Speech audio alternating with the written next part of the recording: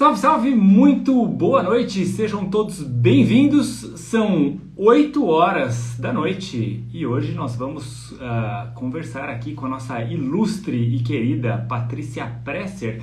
O tema da nossa aula hoje é a adjudicação compulsória. Esse tema que veio aqui agora, recentemente regulamentado pela MP 1085, convertida em lei, a nossa Lei 14.382 de 2022, que trouxe inúmeras inovações para a nossa matéria civil, notarial e registral. Então o tema hoje é bom. Patrícia já está aqui na sala, vou convidá-la para participar aqui. Aceita o meu convite, que foi já enviado. Muito boa noite, Patrícia! Olá, tudo bem? Muito boa noite. Estou aqui me organizando no material. Já anotei o material para a gente poder conversar com o script aqui, porque senão é muita coisa para a gente conversar. Fiquei assim, ó, encantada com a quantidade Pois é, de a gente fez números aqui e a lição de processos aí, casa adorei. e tentou trazer um pouquinho de questionamentos que podem permear esse tema, que é um tema novo, e certamente vai suscitar muita dúvida.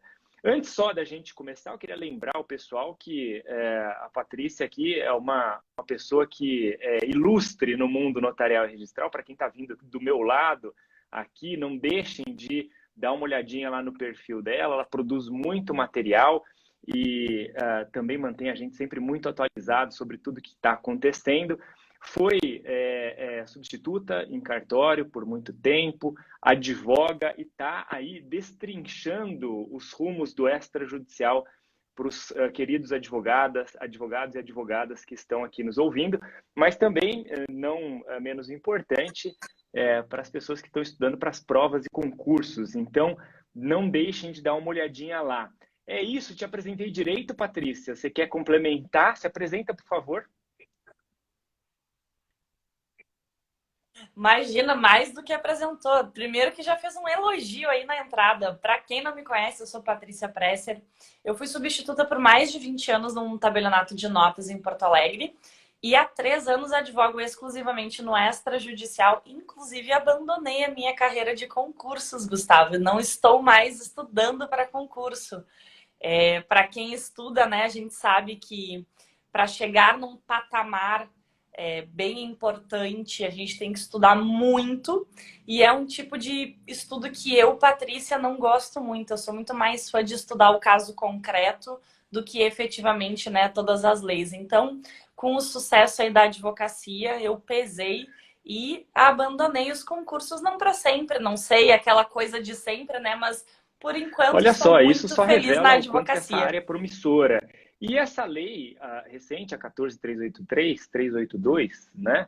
Ela, enfim, só veio a agregar maior valor para essa advocacia extrajudicial, que evidentemente dá resultados e demanda um conhecimento. O advogado brasileiro, infelizmente, ainda muito formado naquela mentalidade litigiosa, de contencioso, de processo civil, etc., mas a gente lentamente, com a ajuda de pessoas assim como você, Patrícia, e tantos outros que estão militando aí na área, a gente começa a trazer luz para a importância da advocacia extrajudicial, uma advocacia de resultado, focada em quem quer produzir resultado com celeridade, com objetividade, com tudo. E um grande tema nessa seara certamente vai ser a adjudicação compulsória. A adjudicação compulsória, para quem está pegando o bonde andando, é o nome que se dava a uma açãozinha judicial que tramitava lá em juízo e que tem origem muito antiga, desde que se começou a fazer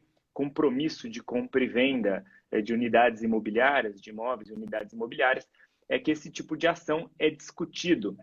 A gente teve um regramento com o decreto 58, que foi lá atrás ainda, na vigência do Código Civil antigo, e lá no comecinho, esse regramento do compromisso de compra e venda, ele acabou surgindo exatamente porque, durante o Código Civil, o pessoal recusava o cumprimento específico da cláusula de contratar. Né? O compromisso de compra e venda é um contrato preliminar, um contrato que tem como objeto a celebração de um contrato definitivo, né, tem todos os elementos do contrato definitivo, mas as partes se reservam a forma, exatamente como garantia do pagamento do preço. E aí isso evoluiu na jurisprudência, veio vindo, mas sempre demandava ação judicial. A gente teve depois uma inserção de compromisso de compra e venda lá na 4591, a lei do condomínio e da incorporação, depois ela apareceu também na 6766, foi objeto de regramento no Código de Processo Civil de 73 por alteração legislativa, está lá no Código de 2015. Enfim, é uma ação judicial que serve exatamente para suprir essa vontade não declarada. Então, feita essa breve introdução, Patrícia, com a sua licença, eu fiz essa pequena explanação. Claro, eu tô aprendendo junto. Porque, vamos lá, assim, tô aprendendo junto aqui. A gente tem agora essa adjudicação compulsória extrajudicial que está regulamentada em seu procedimento extrajudicial, sem prejuízo de toda a disciplina e de toda a evolução material que já data aí de pelo menos um século, mais ou menos. E a gente veio com essa inovação legislativa colocada lá na 6.216B, sendo certo que o 216A cuida da usucapião extrajudicial. São semelhantes os procedimentos, ou tem algumas semelhanças? O que você achou dessa topografia e dessa semelhança dos institutos? Então, Gustavo, eu achei bem importante essa adjudicação compulsória extrajudicial. Aliás, no início do ano eu conversava com o Dr. Lamana, numa live, inclusive, a respeito da desjudicialização, e falávamos sobre a possibilidade da adjudicação ser no extrajudicial, né? Eu brincava com ele que eu fazia a adjudicação extrajudicial já antes mesmo dela existir. A gente tem um artigo no Código Civil que fala que o cumprimento do mandato ele pode acontecer no período da demora. Então, em casos específicos em que a gente via a promessa de compra e venda com todas as quitações, etc., a gente cumpria o mandato, mesmo com o falecimento de alguém.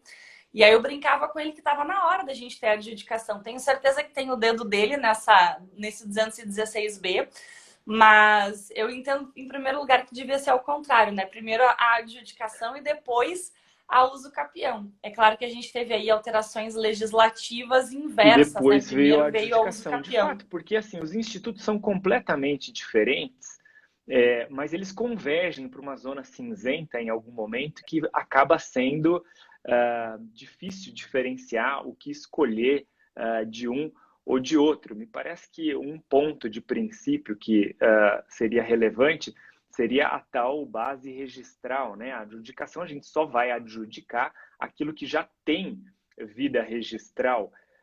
E isso, naturalmente, vai voltar os nossos olhos para situações que estão lá na matrícula. Quais situações você vê que pode ali, talvez, atrair alguma dúvida ou algum questionamento nesse quesito, Patrícia? Um ponto que eu acho interessante, inclusive, tive a tentativa de uma adjudicação judicial num caso concreto, não meu, mas peguei para fazer a usucapião, é justamente essa questão da base registral. A gente estava falando aí de uma transcrição que não condizia com a metragem, não condizia com a realidade e nem havia possibilidade de comprovação de quitação do valor. Mas, acima de tudo, a gente viu, através da usucapião, a possibilidade de se fazer duas matrículas de um único lote, que estava ali sendo adjudicado e não tivemos sucesso, e, consequentemente, passamos, então, para usucapião. E esse é um ponto importante, né? A adjudicação compulsória, na minha análise, ela passa por uma obrigatoriedade de uma especialidade objetiva. Ela necessita que você tenha ali a matrícula pronta. Caso contrário, você não vai conseguir unicamente adjudicar, né? Você vai ter que regularizar ainda a situação do imóvel. Exatamente. E nem sempre isso será possível. Concordo absolutamente. Não sei se porque a usucapião, e isso é um ponto que quem não militou no extrajudicial às vezes não tem essa percepção. A usucapião, ela tem como um dos objetivos, né, individualizar e especificar o imóvel, ou seja, verificar os requisitos para abertura da matrícula, no que diz respeito à descrição do imóvel. Então, lá na usucapião, a gente vai ver que a gente vai precisar apresentar planta, memorial descritivo, né? Pessoal, eu já vi em processo judicial até planta baixa, aquela planta da casa, de ladinho, assim, com quantos cômodos. Não é isso, a gente está falando do imóvel, né? Esse polígono na superfície terrestre, é isso que a gente quer saber lá no uso capião. A gente vai, no fim das contas, abrir uma matrícula, via de regra, né? Porque a gente pode ter também a uso capião de imóveis já bem identificados, aí até com a possibilidade de prática e de utilização da própria base registral. Mas, em geral, lá na uso capião, a gente vai ter que abrir uma matrícula.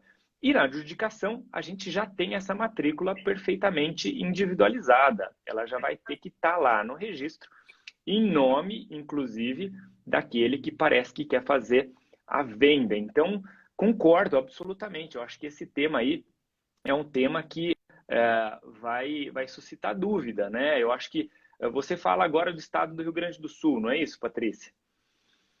Pois é, no Rio Grande do Sul a gente tem algumas particularidades que a gente não tem em São Paulo. Por exemplo, a gente tem no Código de Normas o regramento da extremação, né? Que é uma figura que existe lá muito útil para a gente individualizar frações ideais de imóveis, né?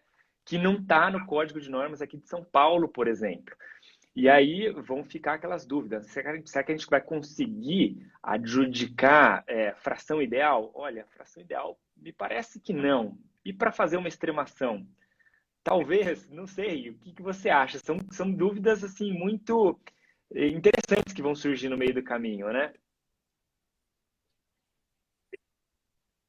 Pois é, sabe que esse é um ponto interessante.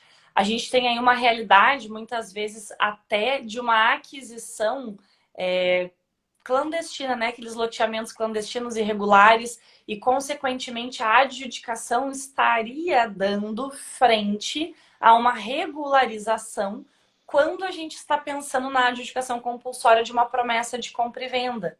Então, a extremação, diferentemente do loteamento clandestino, ele iniciou como um loteamento irregular e aí você vai lá e extrema para resolver a situação, sendo possível ali no seu lote mínimo.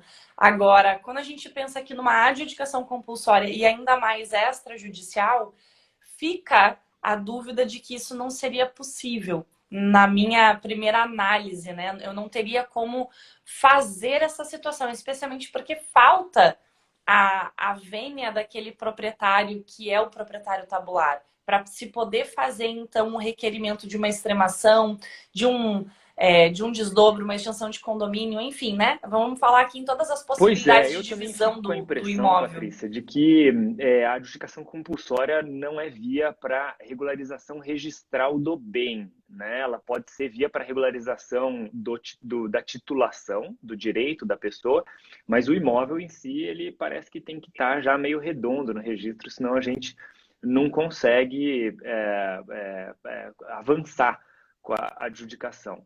Agora, olhando então a matrícula e partindo do princípio que a gente vai ter matrícula, a gente vai observar que a gente vai ter matrículas em que vai haver esse registro da promessa de compra e venda e outras matrículas que não. Sempre lembrando assim, né? Como eu falei no começo, promessa de compra e venda é um contrato preliminar. É um contrato preliminar, portanto, está ali no âmbito do direito obrigacional e pode dar causa ao surgimento de um direito real, que é o direito do promissário comprador, se ele pegar esse contrato e levar a registro na matrícula do imóvel. O que você acha a respeito do registro do compromisso de compra e venda? Vai ter que estar na matrícula? Vai ter que fazer antes? Não vai ter que fazer? Como é que isso se coloca para você? Muito bom. Esse é um debate bem interessante. Eu sou sempre defensora daquilo que não está na lei, não significa que está proibido, né? A gente sabe, eu sempre digo que o direito registral e o direito notarial, eles têm uma diferença muito grande. O direito notarial, tudo que não é proibido, permitido está. Já o registral, tudo que não está permitido é proibido, né? Eu digo que o registral está para o administrativo e o notarial para o direito civil. Mas esse é um ponto que nos traz aí uma grande discussão. A gente teve um veto na Lei 14.382, que foi justamente retirado aí o parágrafo em que falava da dispensa da apresentação da dispensa do registro da promessa de compra e venda, e ele foi vetado. E a partir daí se criou, então, a discussão de que seria obrigatório. Quando, na verdade, eu entendo que ao retirar, e até o motivo do veto, quando Eu tô com dei uma eles aqui, olhada ó, os no motivos do motivo, veto, me parece muito exatamente. mais. É, me parece que não é uma situação de obrigar a pessoa a apresentar o compromisso de compra e venda registrado, mas sim por uma questão aí, ele traz, se eu não me engano, ele fala sobre a questão do direito administrativo, que Exato, tem ó, um foi interesse aqui, na verdade, público por trás, são né? duas partes que foram vetadas em conjunto, né? Esse parágrafo segundo e depois há uma disposição que está lá no final que revogava um trechinho da Lei 8212. E aí ele fala assim que nas razões do veto, né, que o problema aqui era a exigibilidade da certidão negativa de débito e acabou arrastando aqui, né, essa parte em conjunto. Então a gente tinha o parágrafo segundo que tratava do prévio registro da promessa de compra e venda e depois falava ao final, independente de regularidade fiscal do promitente vendedor, e depois a gente tinha uma revogação da Lei 8212 que falava exatamente dessa necessidade de apresentação de certidões de regularidade fiscal do vendedor. E aí vem o veto e fala, olha, a gente tem que exigir a CND, inclusive, assim, já bastante tranquila na jurisprudência, a compreensão de que essa exigibilidade de certidões para transferência em si é uma exigência indevida, né? Sanção política, tá até no Código de Normas aqui de São Paulo.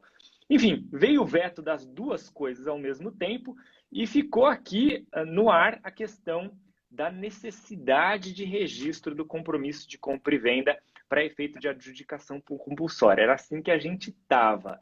E aí, Patrícia? Então, eu continuo sendo da premissa. Não é uma obrigatoriedade o registro hoje. Simplesmente tiramos a dispensa expressa de dentro da lei, né, do artigo 216b. Ou seja, eu não proibi a não adjudicação. Eu simplesmente disse que eu não posso dispensar sempre. E aí é um ponto interessante, porque em alguns casos concretos me parece fazer sentido necessitar a promessa de compra e venda registrada, e aí o caso concreto é que vai delimitar. E quando eu tenho a expressa dispensa, eu posso gerar aí um conflito. Mas como você trouxe tanto o veto desse artigo como o veto da ata notarial, eles foram embutidos numa situação de CND. Tanto que o veto da ata notarial, ele também, se você lê o veto, quando eu estava estudando, eu falei sobre a Lei 14.382 semana passada, e eu falei com os colegas, eu falei, cara, que veto maluco é esse? Que veto um negócio e não justifica, né? Tipo o juiz fazendo decisão que nega, mas não explica o porquê, né? Então eu fiquei assim, meu Deus, que coisa é essa? E aí, claro, começa a fazer sentido a preocupação da CND, ainda que bem tranquilo na jurisprudência, né, Gustavo? Aqui no Rio Grande do Sul não existe um cartório que faça sem CND. E então, assim, eu acho que eles se embasaram na grande maioria que permanece exigindo a CND e falar, vamos manter, porque só quem quiser brigar que vai conseguir a dispensa, ou seja, uma minoria. E aí é a famosa história do excesso de judicialização brasileiro, né? Porque quando a gente pensa no extrajudicial, ele evita isso. E vem o próprio veto e demonstra o quanto a gente E tem que até pegando judicializar nessa algo que esteira não do excesso de precisaria. judicialização, tem uma súmula do STJ, a súmula 239, que eu vou ler aqui para vocês. O direito à adjudicação compulsória não se condiciona ao registro do compromisso de compra e venda no cartório de imóveis. É uma súmula que tem um certo contexto. Eu vi essa súmula sendo levantada em diversos debates, e ela tem um certo contexto, essa súmula aqui, porque o STJ parece ter diferenciado verdadeiramente a situação obrigacional do compromisso de compra e venda do direito real que surge com a sua inscrição, com o seu registro no registro de imóveis. Então, se a gente tem o compromisso de compra e venda e tem, então, a criação de um direito real do promissário comprador, que é oponível contra terceiros, em especial aqueles que vierem depois da matrícula, a gente vai poder ter repercussão importante com relação a isso. Uma delas que me vem em mente agora é a questão da indisponibilidade ou dos ônus, né? Eu estava meditando sobre esse tema, Patrícia, e na verdade, assim, não queria nem aprofundar nele, porque ele também não está solidificado na minha cabeça. Mas veja só, a gente tem a disponibilidade genérica e a específica, né? A genérica, se ela encontra um título já em tramitação no cartório, ela não vai obstar, né, a prática do ato de registro. Então, deu entrada antes no protocolo do que o decreto da indisponibilidade, vai fazer a transmissão da propriedade. E se o compromisso de compra e venda tiver registrado antes do decreto de indisponibilidade? Vai ficar a dúvida, né? Então, assim, olha, quero imaginar que vai ter situações em que a repercussão na adjudicação compulsória vai poder ser diametralmente oposta, né? Ou a gente não registraria por causa da indisponibilidade, ou a gente sim registraria. Agora, exigir o prévio registro do compromisso de compra e venda não me parece que seja o caminho certo, na mesma trilha aqui do que tem a racionalidade de decidir dessa súmula. Ora, a gente tem ali uma situação obrigacional que a gente está querendo transmutar em situação real com a transmissão da propriedade. E não exatamente exigir o direito real do promissário comprador para a gente poder fazer, então, essa transmissão. E isso vai suscitar, na minha opinião, Patrícia, diversos outros questionamentos, porque assim, a gente tem ali uma sucessão de atos que podem advir, né, dessa promessa de compra e venda. Então, a gente pode ter as cessões, a gente pode ter tudo. E aí, será que a gente vai precisar investigar a promessa de compra e venda na sua integralidade formal? Ou seja, eu questiono, será que a gente vai precisar ter uma promessa de compra e venda com todos os requisitos para que a gente possa ter adjudicação ou não? É uma resposta que eu não sei dar. Não sei se você sabe trazer um pouco de luz aqui para esse assunto. Esse é um ponto. Eu tenho uma aluna que está com uma situação de adjudicação compulsória judicial, né? Mas aí entra uma questão também de custos registrais, porque na adjudicação ela não solicita a adjudicação em nome da última pessoa. E o registrador, então, por ela não ter solicitado, exigiu o registro de todas as promessas e cessões. Ao retirar essa informação de dispensa do registro, eu dou a possibilidade ao registrador de exigir o registro de todos eles, ainda que não previamente, mas olha, para eu adjudicar aqui, eu vou registrar todas as promessas e cessões. E aí a gente enfrenta um custo de ITBI, um custo registral, que se fosse só o registral ainda estava tranquilo, em tese, mas quando a gente pensa em todos os ITBIs que serão obrigatórios, porque a nossa tese fixada do STF fala que eu não sou obrigado a pagar o imposto de transmissão se não registrado. Quando eu penso em registrar todas as promessas e cessões, eu tenho que registrar, tenho que solicitar o ITBI de todos. Então, eu gero um ônus excessivo para a parte ao retirar esse artigo, né, ao veto desse parágrafo, na verdade, e, consequentemente, isso vai depender muito do posicionamento, do próprio registrador, porque legalmente falando, ele poderia exigir todos os registros. Aqui a gente não está entrando no mérito de ser justo ou injusto, mas a gente pode também ter algum regramento estadual, ou quem sabe, né, o CNJ venha regrar essa situação.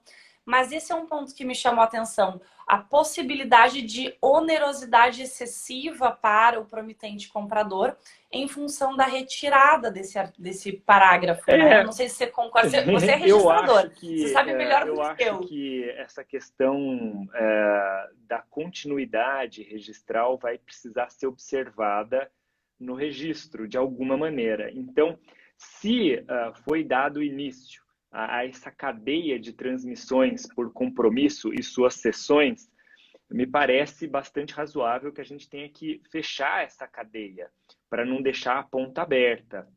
Agora, se não foi dado início a essa cadeia, talvez não. Olha, o paralelo com a escritura de compra e venda vai precisar ser aprofundado, porque em tese, quando você tem um compromisso de compra e venda e suas cessões na matrícula imobiliária, em tese, aquele que ainda é dono, ele pode transmitir a propriedade lá para o último da cadeia, sem que a cadeia fique fechada. Agora, os registradores exigem essa continuidade registral para você fechar. E isso vai atrair inúmeros questionamentos de TBI, né? Será que é caso de incidência mesmo de TBI em todos os casos? São legislações municipais também que vão entrar nessa roda e vão dizer, olha, aqui o município exige, o registrador não tem a prerrogativa de afastar uma incidência tributária por causa da opinião dele, ou com base mesmo até em jurisprudência dos tribunais superiores. Enfim, vai ser um questionamento. Eu espero que, com relação a esse item aí, a gente tenha, né, alguma luz no regramento que vai vir do CNJ, que tem que vir do CNJ, porque são tantas as questões que estão surgindo aqui que a gente vai precisar de alguma baliza. Eu acho que essa aí da cadeia filiatória dessas transmissões aí é realmente importante. Mas você falava dela em conjunto com a ata notarial, né, Patrícia? A ata notarial caiu, despencou. Eu acho que foi uma surpresa para todo mundo. É uma pena, né? O que você achava da ata notarial nesse procedimento, o seu paralelo com a uso capião? Enfim, como você tinha recebido esse procedimento ainda na época da MP 1085 e como que você recebeu agora com o veto na sanção da lei? Muito bom. Na verdade, a ata, para mim, eu enxergo que ela não está proibida, né? Esse é o primeiro ponto, ou seja, eu continuo podendo fazer a ata. Existem diversas atas que podem ser feitas para esse caso, né? Especialmente de comprovação de pagamento. Então, a gente tem aí uma questão de que a gente permanece podendo utilizar, mas a ata em específico de análise documental, né, muito parecida com a da uso capião, minha opinião pessoal que eu dei na semana passada e sigo nessa opinião. Nós temos muito problemas de tabeliães que não querem lavrar atas notariais para fim de uso capião. De uma certa forma, parece uma punição, porque eles se negam a fazer e o cliente não consegue fazer uso capião porque está fora do seu o único tabelionato do local. Essa é uma realidade, não é regra, tá? Existem sim tabelionatos, mas o grande ponto é que a partir disso a gente começa a refletir. Precisa mesmo de uma ata na adjudicação em que eu estou só comprovando o pagamento daquilo que eu já tenho documentação hábil para comprovar. Diferentemente da uso capião, que eu faço diligência, eu verifico documentação comprobatória. É muito diferente uma situação da outra. Então, nesse aspecto, fica a minha dúvida. Agora, em contrapartida, porque eu sou uma pessoa que também não tem uma opinião formada sobre o que eu penso a respeito desse veto, é a questão de que nós temos aí uma situação em que haverá mais um defensor da segurança jurídica, além do registrador, a fazer a análise.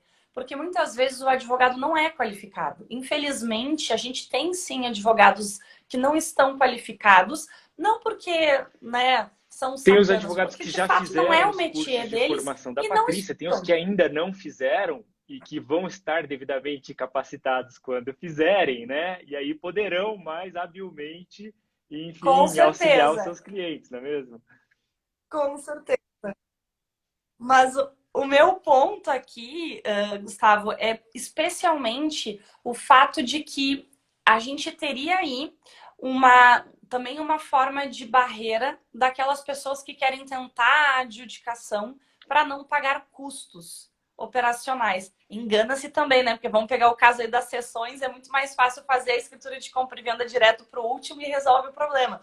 Mas a gente também vai ter esse tipo de pessoas. E o tabelião, ele seria um analisador antecedente dizendo, ó, não dá para fazer isso porque isso aqui tem que fazer escritura pública. O vendedor está de acordo, ele está vivo, não há nenhum tipo de discussão. Eu simpatizo Cabe a demais, escritura viu, pública. E, aliás, com né? esse papel do tabelião nesse tipo de situação. E Perfeito.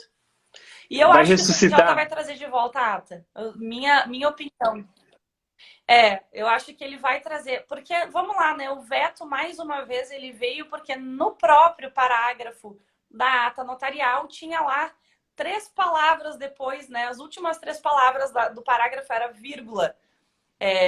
excluindo-se ou exilindo-se da CND. Ou seja, na verdade, a decisão de veto é por causa daquela vírgulazinha, aquelas 3 palavras finais É do interessante parágrafo. esse Não ponto que é por causa você da ata. suscitou, né, do paralelo da ata notarial da uso capião com a ata notarial inicialmente prevista para adjudicação compulsória, né? Lá na uso capião, a gente tem esse agravante realmente, né, de que a ata tem que ser feita pelo tabelionato do local da situação do imóvel, tendo em vista que ali a gente tem uma verificação fática que diz respeito a uma coisa que não se move. Portanto, não é a coisa que pode ir até o tabelionato, é só o tabelião que pode ir até a coisa para fazer a constatação fática, não que ela seja obrigatória, mas ela é de todo recomendável, né, para atestar a situação de posse. Portanto, o CNJ, na regulamentação da ata notarial da usucapião, falou, olha,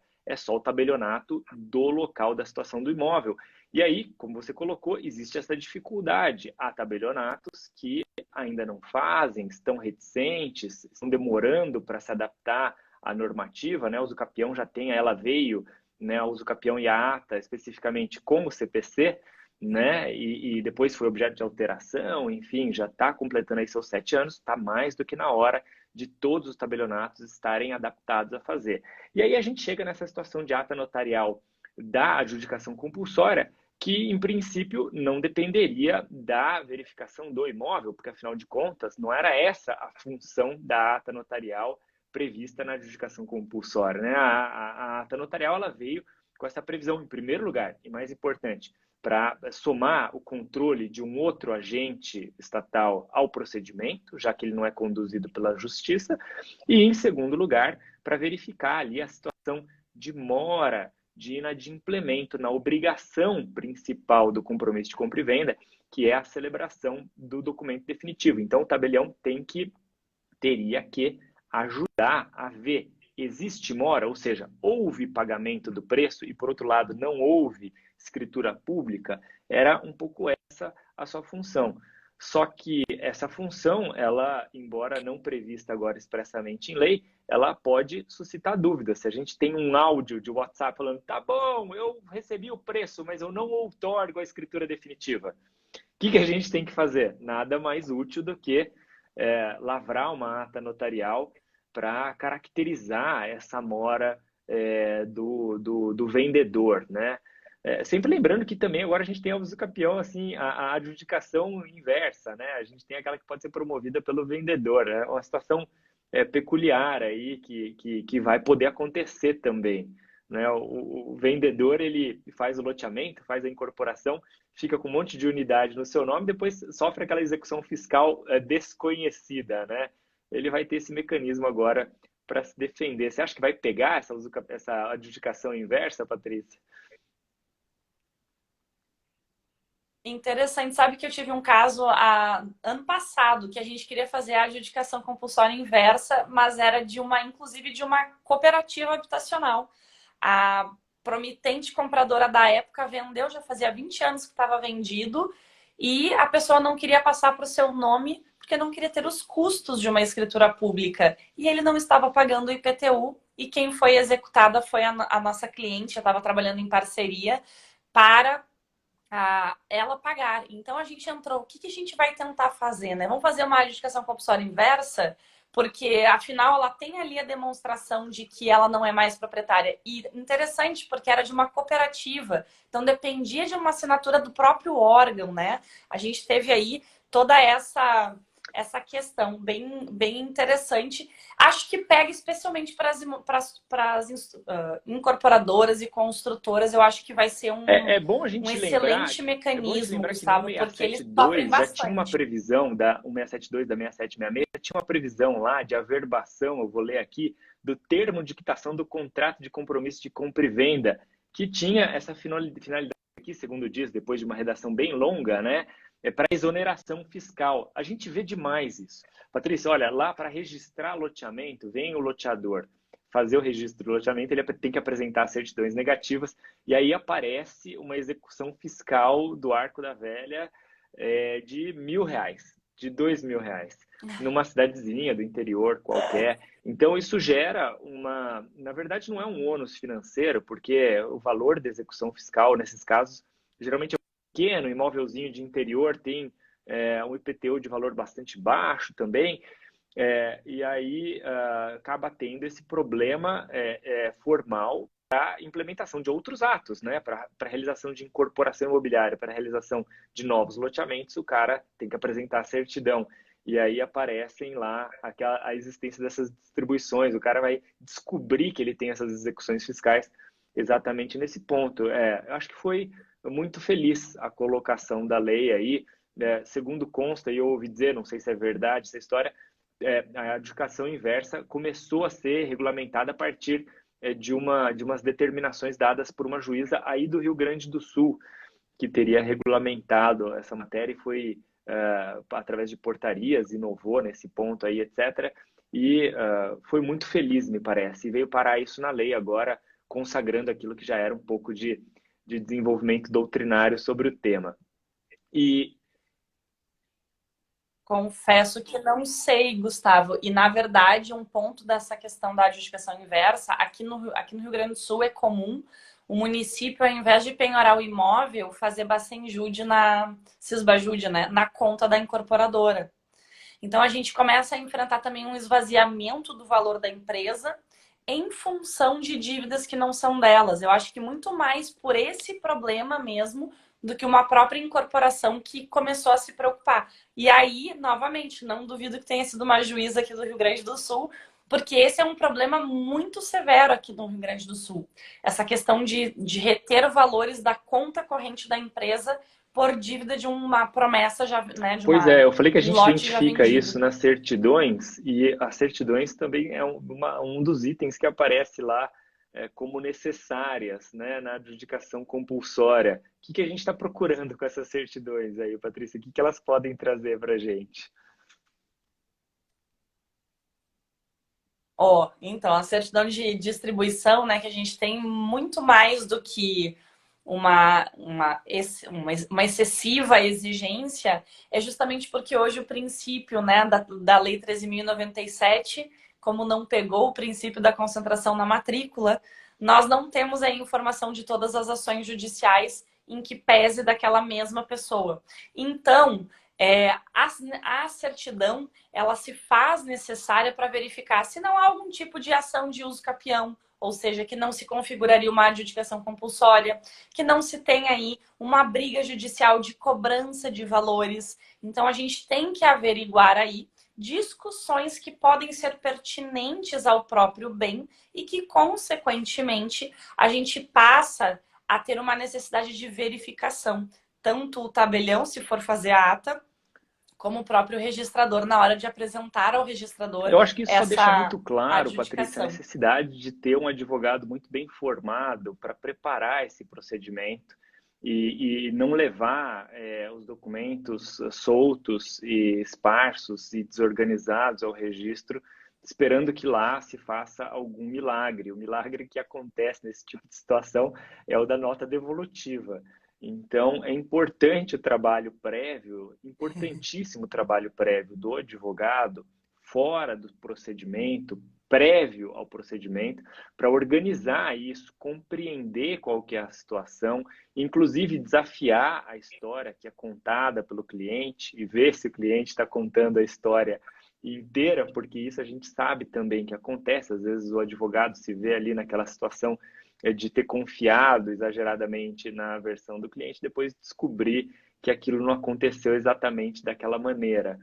Então, é importante e instruir adequadamente o procedimento. Então, extrair essas certidões dos distribuidores forenses lá para ver se tem litígio, não tem litígio, se é necessário uma ata notarial para dar maior segurança sobre o pagamento, de repente sobre a cadeia filiatória de sucessões, de sessões sucessivas desse compromisso de compra e venda, enfim.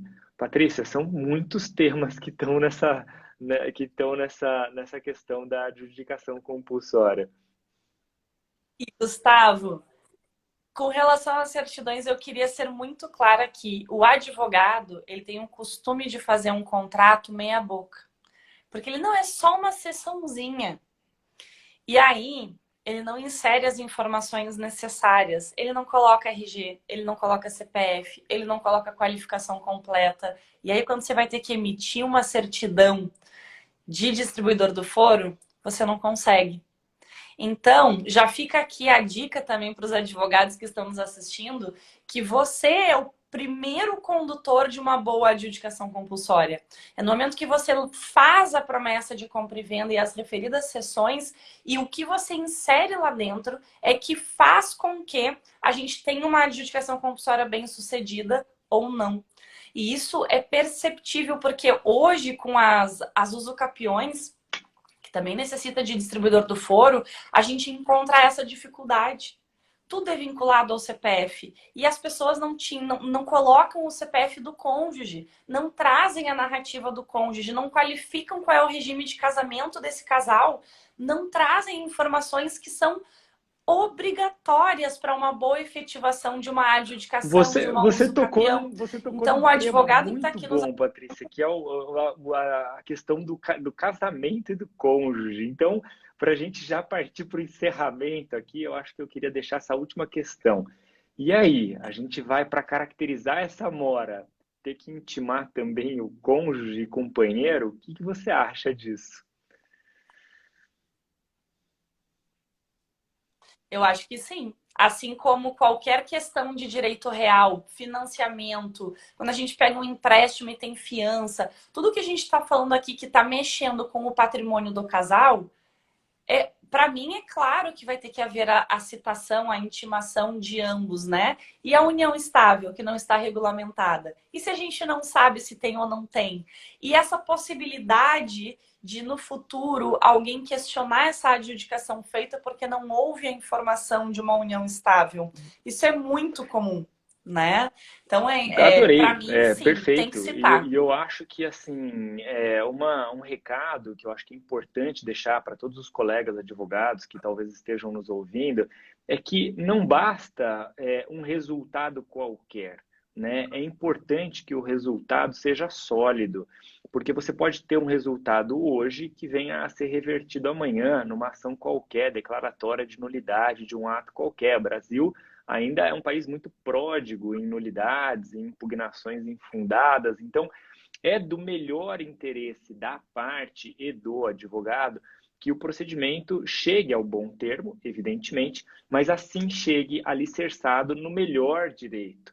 E, portanto, eu também diria que, olha, vamos atrás aí do regime matrimonial, vamos ver quem que assinou esse compromisso de compra e venda, vamos intimar todo mundo e vamos desde logo deixar tudo muito bem amarradinho, porque nada mais fácil do que derrubar um procedimento inteiro só por causa da falta de uma intimação que deveria ter sido realizada lá no comecinho. Patrícia, acho que a nossa conversa foi excelente. Eu Perfeito. não quero esgotar o tempo da live aqui, porque eu também não quero esgotar a paciência de todos os nossos ouvintes.